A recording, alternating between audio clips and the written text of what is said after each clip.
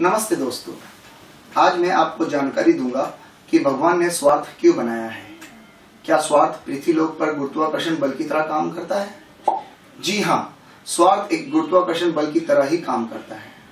भगवान का इस प्रकृति के लिए सार्वभौमिक सत्य सिद्धांत है कि जो जीव जिस तत्व में पैदा होता है उसी में मिल जाता है। प्रकृति में पेड़ पौधा पैदा होते हैं और उसी में अपने जीवन के अंत में सड़ गल करके उसी में मिल जाते हैं। जो जल में पैदा होता है वो उसी में मिल जाता है, जो मिट्टी में पैदा होता है वो उसी में मिट्टी में मिल जाता है। आखिर ये सिद्धांत कैसे काम करता है?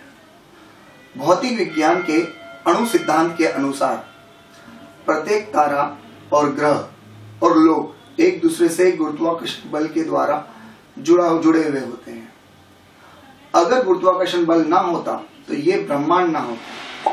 ये ब्रह्मांड में ग्रह अपने अस्तित्व को बचाने के लिए एक स्वार्थ रूपी गुरुत्वाकर्षण बल का प्रयोग करते हैं। ये सिद्धांत भगवान ने सृष्टि की उत्पत्ति के साथ ही दे दिया था। अब पृथ्वी भी इसी सिद्धांत को अनुसरण करती है।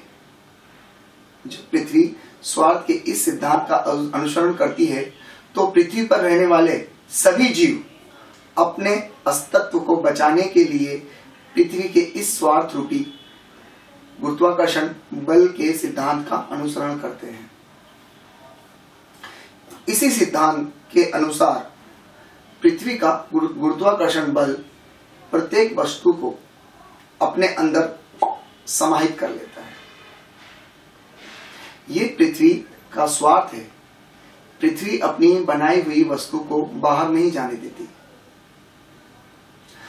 अब इसी सिद्धांत को पृथ्वीलोक का प्रत्येक मनुष्य प्राणी अनुसरण करता है। प्रत्येक जीव स्वार्थ रूपी गुरुत्वाकर्षण बल से जुड़ा हुआ है।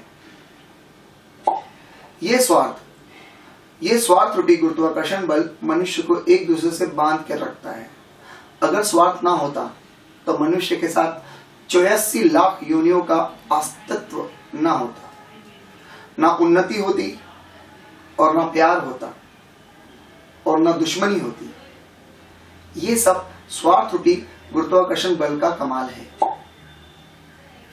इसलिए स्वार्थ जीवन को चलाने के लिए प्रकृति की महत्वपूर्ण कड़ी है। ये शरीर और मन में बुद्धि के साथ जुड़ा होता है। शरीर की इच्छाओं के अनुसार ये अपना रूप बदल लेता है। जब स्वार्थ प्रबल रूप में होता है तो इसकी पूरी प्राण शक्ति उसी इच्छा पर केंद्रित हो जाती है। जब स्वार्थ उस इच्छा को हासिल कर लेता है तो ये पीछे हटना शुरू हो जाता है। इसलिए मनुष्य अपना स्वार्थ पूर्ण होते ही पीछे हटना शुरू कर देता है। यह घटना एक उच्चतर तारे की तरह होती है। भगवान को प्राप्त करने में योगी इस स्वार्थ का सदुपयोग कर लेते हैं तथा स्वार्थ को भगवान दर्शन में मजबूत बना लेते हैं।